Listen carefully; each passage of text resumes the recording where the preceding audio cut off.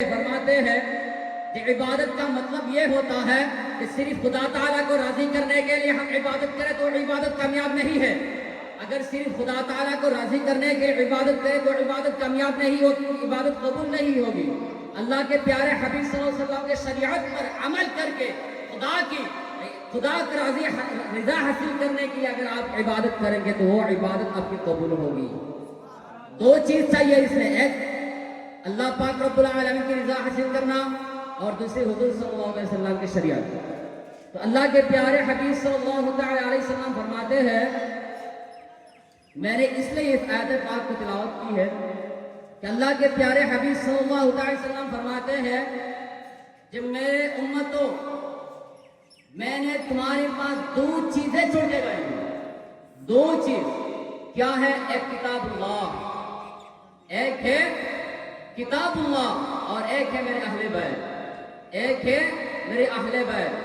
ایک کتاب اللہ ہے, اللہ پاک کی کتاب جو قرآن پاک ہے, اس پر اگر ہم عمل کریں گے, اس کی پڑھیں گے, اس کو تلاوت کریں گے, اس پر جو ہے وہ اگر عمل کریں گے اور اہل بیت سے محبت کریں گے تو ہمارا جو آخرات وہ سنوار جائے گا.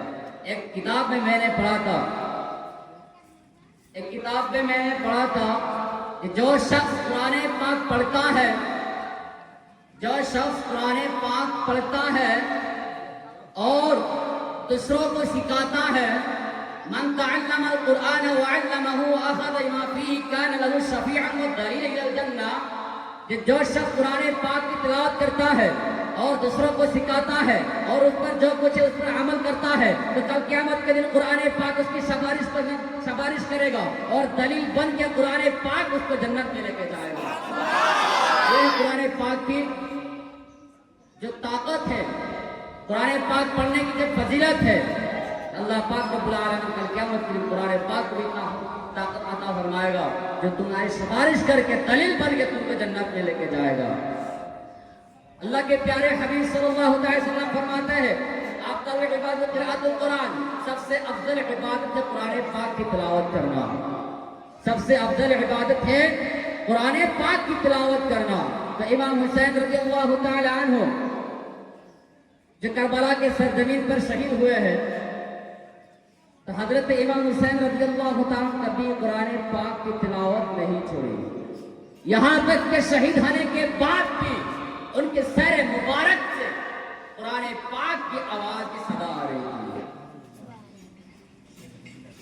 میرے پیارے محترم, اگر آپ امام حسین رضی اللہ تعالی عنہ اہل بیت سے محبت کرتے ہیں تو تم کو امام حسین اہل بیت کے لیے کم سے کم گھر میں ایک دن کم سے کم قرآن پاک کی تلاوت کرے اور ان کے وصال کے لیے اس کو بخشائے, فاتحہ کرے اپنے گھروں پہ. یہ کرائیں گے تو اللہ کے پیارے حبیب صلی اللہ علیہ وسلم فرماتے ہیں جو میں نے دو چیز چھوڑ کے گیا, ایک قرآن پاک کتاب اللہ اور ایک اہل بیت ہے. اگر آپ اہل بیت کے محبت سے اگر کرائیں گے تو کل قیامت کے دن کو سفارش ملے گی. اللہ کے پیارے حبیب صلی اللہ علیہ وسلم فرماتے ہیں جو حسین سے محبت کرے گا اس سے میں محبت کروں گا, شاعر کہتا ہے ملے گی جنت پیے گا کوثر, اسی کو محشر میں چین ہوگا. نبی محبت کریں گے اس سے جس کے دل میں حسین ہوگا. شاعر فرماتا ہے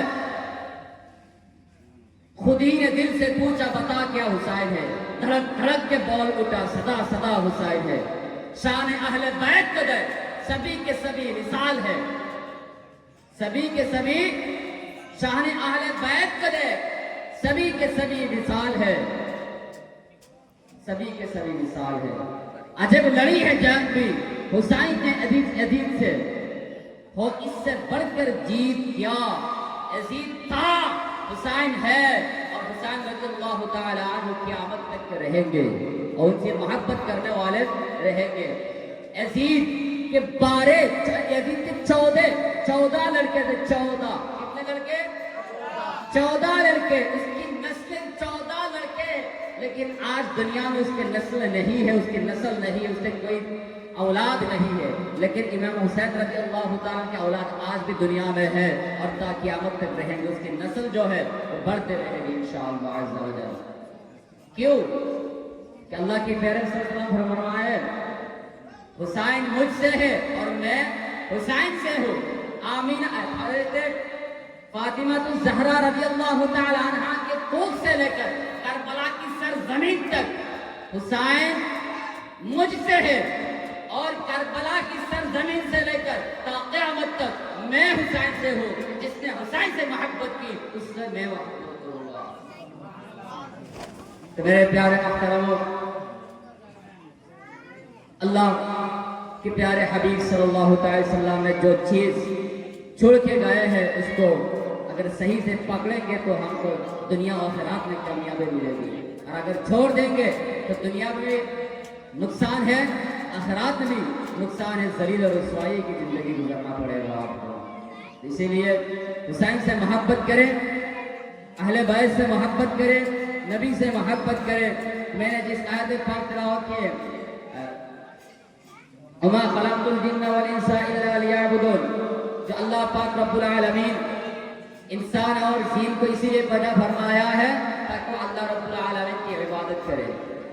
ہم جو دنیا میں پڑے ہوئے ہیں، ہم جو دنیا کی عیش عشرت میں پڑے ہوئے ہیں، اللہ پاک رب العالمین فرماتا ہے الذی خلق الموت والحیات لیبلوکم ایکم احسن عملا، الذی خلق الموت والحیات لیبلوکم ایکم احسن عملا۔ اللہ پاک رب العالمین موت اور زندگی کو اسی لیے پیدا کیا ہے تاکہ تم سے تمہاری آزمائش کر سکے کہ تم میں سے کون بہتر اچھا عمل کرتا ہے، کون اچھا عمل کرتا ہے، کس کا عمل کتنا ہے، کس اچھا ہے۔ اللہ پاک رب العالمین فرماتا ہے وَمَا هَذِهِ الْحَيَاةُ الدُّنْيَا إِلَّا لَهْوٌ وَلَعِبٌ وَإِنَّ الدَّارَ الْآخِرَةَ لَهِيَ الْحَيَوَانُ لَوْ كَانُوا يَعْلَمُونَ۔ یہ دنیا کی زندگی ہے، یہ کھیل کود کی زندگی ہے۔ جس طریقے سے ایک چھوٹا سا بچہ جب چھوٹا رہتا ہے اس کا اگر بازار سے کوئی کھیلونا لا کے دیں گے تو 1 مہینہ 2 مہینہ 3 مہینہ سال بھر 1 سال 2 سال